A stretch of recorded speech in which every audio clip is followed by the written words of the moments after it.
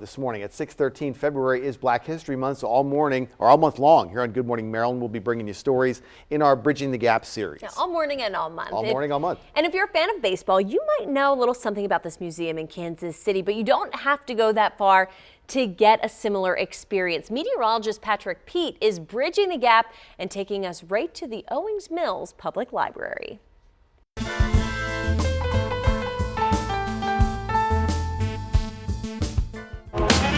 When you walk in the entrance, it's the first sign you see.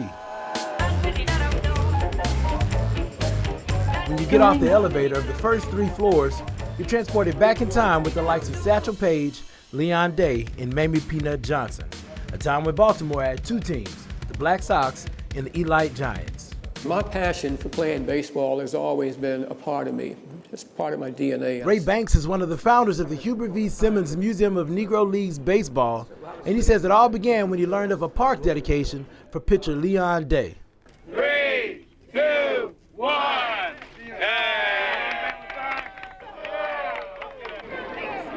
I got my car and rode over there.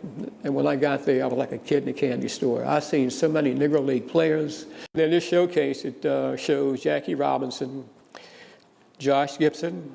From that day to present day, Mr. Banks has been working to keep the legacy of the Negro League players alive. First year I signed up with in 1957, right out of college.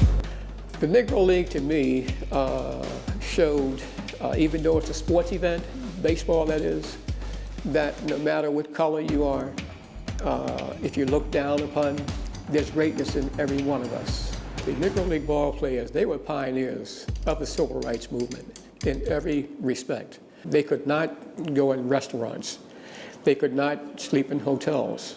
They could not use the traveling facilities of the Caucasian ball teams that played ball. Those men had to ride through towns, change on the bus, but they survived. They overcame. Financed by entertainers like Louis Armstrong and Bojangles, and a few gangsters, the Negro League became a sight to see. From stealing bases to showmanship and power hitting, not only did they overcome, they changed the way the game of baseball was played forever. By 1952, 150 players had migrated from the Negro Leagues to the majors. But then what starts happening, nobody wanted to go see just the average player because all the good players are now in the major league. Right. So if everybody's leaving, it's nothing over here.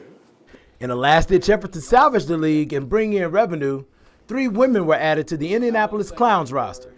Mamie Peanut Johnson, Tony Stone, and Connie Morgan. Those 3 women started a new beginning back in the day, and the men didn't want them to play at first. But Mamie said, no matter, you may be men, we may be women, but we're just as good as you are.